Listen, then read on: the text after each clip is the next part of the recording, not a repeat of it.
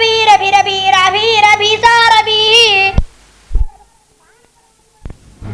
ಬಾಣಗಳಾಗಿ ಬೆಳೆದ ಭಾರತೀಯ ಆಧ್ಯಾತ್ಮಿಕ ಪ್ರಪಂಚದಲ್ಲಿ ವೈಷ್ಣವ ಸಿದ್ಧಾಂತ ಹೆಮ್ಮೆಯ ಪರ್ವತವಾಗಿ ತಲೆ ಎತ್ತಿ ನಿಂತಿದೆ.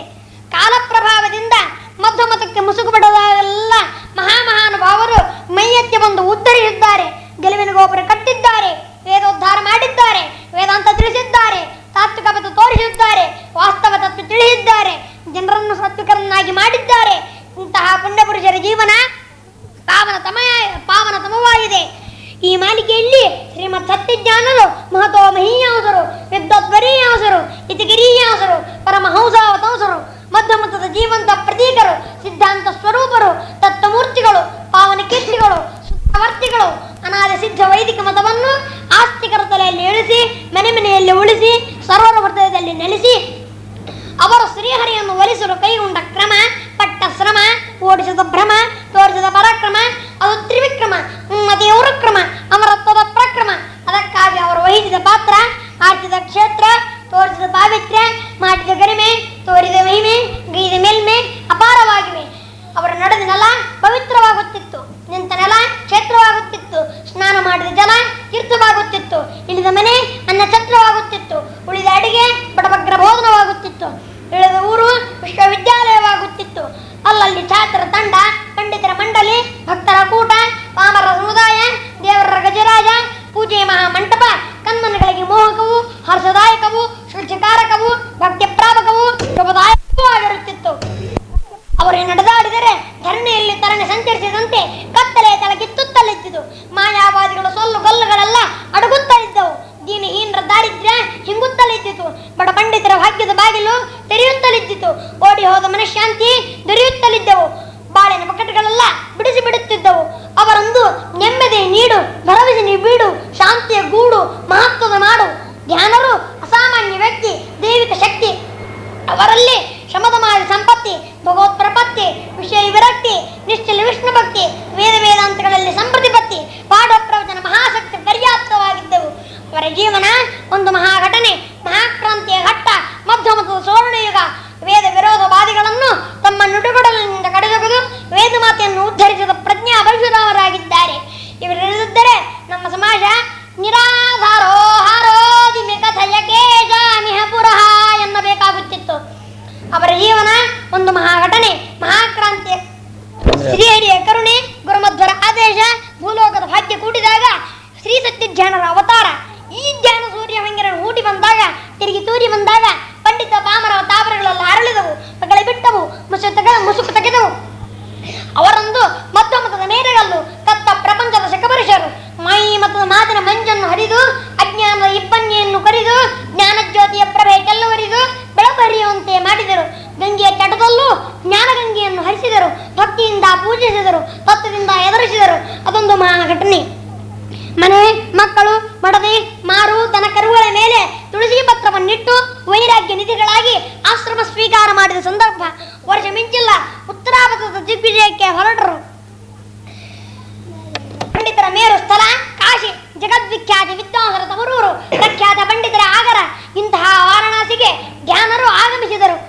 ಹನುಮಘಾಟಿನಲ್ಲಿ ವಾಸ, ನಿತ್ಯಗಂಗಾ ಸ್ನಾನ, ಮೂಲರಾಮನ ಪೂಜನ, ಮುದ್ರಾಧಾರಣ, ತೀರ್ಥಪ್ರಾಶನ, ಪ್ರಸಾದ ಸೇವನ, ಹಗಲಿರುಳ ಪಾಠ ಪ್ರವಚನ, ವಾದಿ ಪಂಡಿತರ ಆಗಮನ, ಉಭಯ ವಿದ್ವಾಂಸರ ಸಂಗಮನ, ತರ್ಕದ ತೂರಾಟ, ಮಾತಿನ ಮತದಾಟ, ವೇದಾಂತದ ಕಾದಾಟ, ಸೂತ್ರಗಳ ಹೋರಾಟ ಅಖಂಡವಾಗಿರುತ್ತಿತ್ತು. ದಾನವಾನುಯಾಯಿಗಳು ದುರುಳರಿದ್ದರು, ಮರುಳರಿದ್ದಿಲ್ಲ. ಬಲ ಕಡಿಮೆ ಇದ್ದರು, ಜಲಕೊರತೆ ಇದ್ದಿಲ್ಲ. ಬಹು ಪಾಂಡಿತ್ಯವಿರಿದ್ದು ವಾಗ್ಮಿತ್ಯ ಕಡಿಮೆ ಇದ್ದಿಲ್ಲ. ತರ್ಕದಿಂದ ತೂಗಿಸುತ್ತಿದ್ದರು, ಮೀಮಾಂಸದಿಂದ ಮುಚ್ಚುತ್ತಿದ್ದರು, ಮತ್ತು ದೌರ್ಬಲ್ಯವನ್ನು ಮತಿಯಿಂದ ಉಳಿಸಲು ಹೆಣಗುತ್ತಿದ್ದರು. ವಾರಾಣಸಿಯ ವಿಶಾಲ ವಿದ್ಯಾ ವೇದಿಕೆಯಲ್ಲಿ ಜ್ಞಾನಸಿಂಹರು ಗರ್ಜಿಸಿದರು. ದಿಗಂತೆ ಶ್ರೂಯಂತೆ ಮದ ಮಲಿನ ಗಂಡ ಕರಡಿನಃ. ಶ್ರೀಗಳು ಊರಿನ ವಿದ್ವಾಂಸರಿಗೆಲ್ಲ ಆಮಂತ್ರಣವಿತ್ತರು. ಕಾಶಿಯ ವರೀಯ ವಿದ್ವಾಂಸರೆಲ್ಲ ಹನುಮಘಾಟಿಗೆ ಬರತೊಡಗಿದರು. ಕಾಶಿಯ ಮಹಾವಿದ್ಯಾಪೀಠದ ಪಂಡಿತಾಗ್ರೇಸರ ಜೊತೆಯಲ್ಲಿ ನವದ್ವೀಪ, ವಂಗ, ದರ್ಭಂಗ ಮೊದಲಾದ ದೇಶಗಳಿಂದ ಪಂಡಿತ ಪ್ರಖಂಡರಾದ, ವ್ಯಾಕರಣದಲ್ಲಿ ಪಾಣಿನಿ ಎಂದು ಪ್ರಸಿದ್ಧರಾದ ಜಯದೇವಿ ಮಿಶ್ರರು, ನ್ಯಾಯಶಾಸ್ತ್ರದಲ್ಲಿ ಗದಾಧರ ಭಟ್ಟಾಚಾರ್ಯ ಎಂದು ಪ್ರಸಿದ್ಧರಾದ ಬಚ್ಚಾಚಾರ್ಯವರು ವಾದ ವೇದಿಕೆಯಲ್ಲಿ ಉಪಸ್ಥಿತರಾಗಿದ್ದರು. ಶಂಕೆ ಎತ್ತಿದರು, ಪ್ರಶ್ನೆ ಮಾಡಿದರು, ಎಲ್ಲದಕ್ಕೂ ಸಮರ್ಪಕ ಉತ್ತರ ಪಡೆದರು. ಜ್ಞಾನರ ವಾಣಿ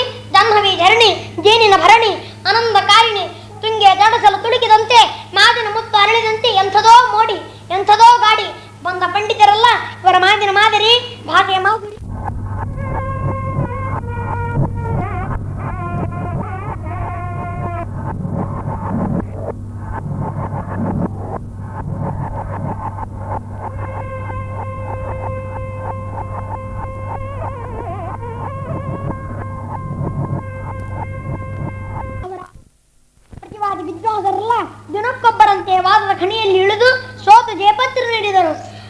ಅವರ ಅಪ್ರತಿಮ ಪಾಂಡಿತ್ಯವನ್ನು ಕಂಡು ಬೆರಳು ಕಚ್ಚಿದರು, ಆಶ್ಚರ್ಯಪಟ್ಟರು. ಅದಾಗ 10 ಸಂವತ್ಸರ ಆಶ್ವಿನ ಮಾಸ ಬಂದಿತು.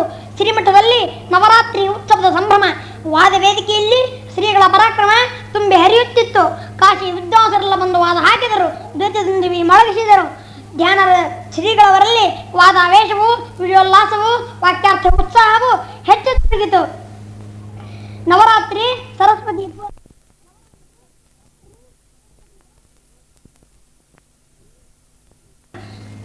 ಅವರೊಡನೆ ಕಾದುವುದೇ ಕಠಿಣ, ಎದುರು ನಿಲ್ಲುವುದೇ ಅಶಕ್ಯ, ಮುಂದೆ ಮಾತನಾಡುವುದೇ ಅಸಂಭವ ಎಂದು ಕಾಶಿಯ ಮನೆ ಮಾತು. ಇಂತಹ ಪ್ರಕಾಂಡ ಪಂಡಿತನನ್ನು ಸೋಲಿಸಿಯೇ ಸರಸ್ವತಿ ಸ್ಥಾಪನೆಯಾಗಬೇಕು. ಗುರುಮಧ್ವರ ಗೆಲುವಿನ ಗೋಪುರ ಕಟ್ಟಿಯೇ ವೇದವ್ಯಾಸರ ಪೂಜೆ ಆಗಬೇಕೆಂಬ ಇಚ್ಛೆ. ಶ್ರೀಗಳು ಎಷ್ಟು ಸಲ ಆಮಂತ್ರಣವಿತ್ತರೋ ಆ ಮಹಾಪಂಡಿತ ಸುಳಿಯಿಲ್ಲ. ದಿವಾನರು ಹೋಗಿ ಬಂದರು, ಬರುತ್ತಿಲ್ಲ. ಕೊನೆಗೊಮ್ಮೆ ಶ್ರೀಗಳವರಲ್ಲಿ ಸೋತ ಪಂಡಿತರು, ಪ್ರಮುಖ ಗೃಹಸ್ಥರು ಸೇರಿ ಆ ಮಹಾಪಂಡಿತನ ಹತ್ತಿರ ಬಂದರು. ಸಂಭೂಯಾಮಿ ಚೋಳಜ ದ್ವೀಪ ಪುರಿಯೋ ಬಾಷ್ಪೇಯ ಬಾಬಾ ಮಂತ್ರಯಾಮ ಸುರುಗ್ರಹ ಸಾಸೂಯಾಭೂಷಣೆ ವಾಯುದೇವೆ ಮೂಢ ಎತ್ತರಾಷ್ಟ್ರಂತಿಕೆ ಪ್ರಾಕ. ಅವೈದಿಕ ಮತವನ್ನು ಖಂಡಿಸಿ ವೈದಿಕ ಮತ ಧ್ವಜಸ್ತಂಭವನ್ನು ಮೊಳಗುತ್ತಲಿದ್ದಾರೆ ಈ ಅತಿಶೇಖರರು. ಕಾಶಿ ವಿದ್ವಾಂಸರೆಲ್ಲ ಅವರನ್ನು ವಾದ ಹಾಕಿ ತತ್ತರಿಸಿದ್ದಾರೆ. ನೀವು ಅಜೇಯರಾಗಿದ್ದೀರಿ, ನಿಮ್ಮಿಂದಲೇ ನಮ್ಮ ಮರ್ಯಾದೆ ಉಳಿಯಬೇಕು, ಪರಂಪರಾ ಪ್ರಾಪ್ತವಾದ ನಮ್ಮ ಪಾಂಡಿತ್ಯ ಪ್ರಸಿದ್ಧಿಯನ್ನು ಉಳಿಸಿರಿ ಎಂದಾಗ ಆ ಮಹಾಪಂಡಿತ ಕಕ್ಕಾವಕ್ತಿಯಾದ.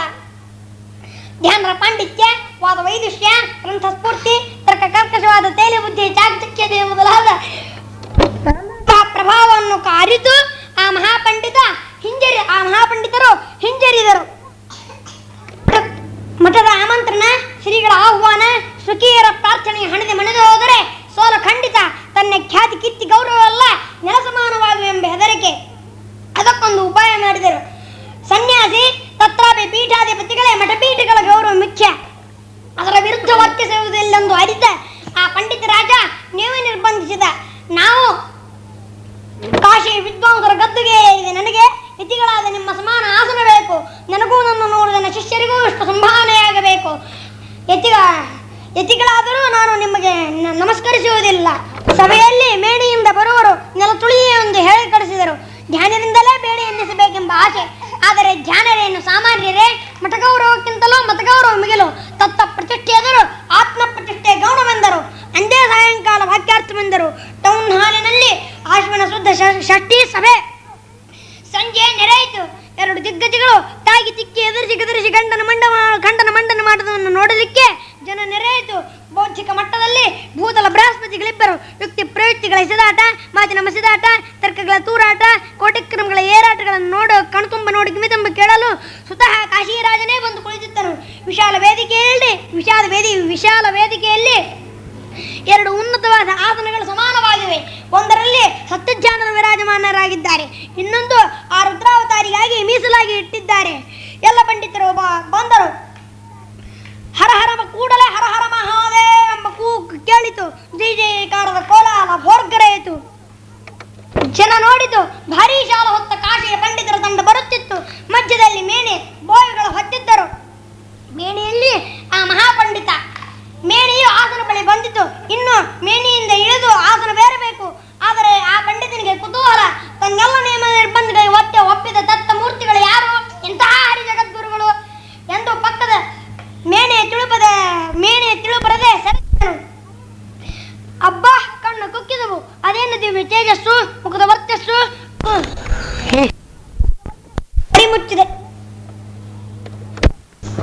ದೇಹ ಅರಿಮುಚ್ಚಿದ ಶಾಟಿ, ದಿವ್ಯ ಕಾಂತಿಗೆ ಅಪೂರ್ವವಾದ ಶೋಭೆ, ಮೂರ್ತಿಮಂತ ಅಗ್ನಿ ಸ್ವರೂಪ. ಇದನ್ನು ಕಂಡು ರುದ್ರಾವತಾರಿ ಎಂದೆನಿಸಿದ ಆ ಮಹಾಪಂಡಿತನ ಮನಸ್ಸು ತಲ್ಲಣಿಸಿತು. ದೇಹ ಮುದುಡಿತು, ನೇಹ ಹುಟ್ಟಿತು. ತಮಗರಿಯದಂತೆ ಧ್ಯಾನರ ಪಾದ ಸೇರಿ ಸಾಷ್ಟಾಂಗವೆರಗಿದರು. ಬಂದ ಪಂಡಿತರು, ನೆರೆದ ಸಭಿಕರು, ಸೇರಿದ ಅನುಯಾಯಿಗಳು ಆ ಮಹಾಪಂಡಿತರಾಜನಿಗೆ ಸಾಷ್ಟಾಂಗವೆರಗಿದರು. ಧ್ಯಾನರು ಆತನವೇರಿದರು. ಆತನ ತೋರದ ತನ್ನೆಲ್ಲ ನಿಯಮ ನಿರ್ಬಂಧಗಳಿಗೆ ಕ್ಷಮೆ ಕೇಳಿದರು.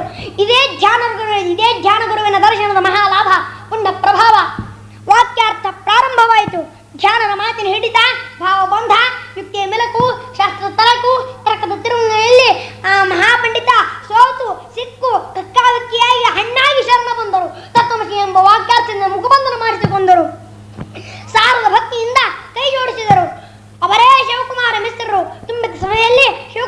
ಶಿಷ್ಯರೇ ಶ್ಲೋಕ ಮಾಡಿದರು.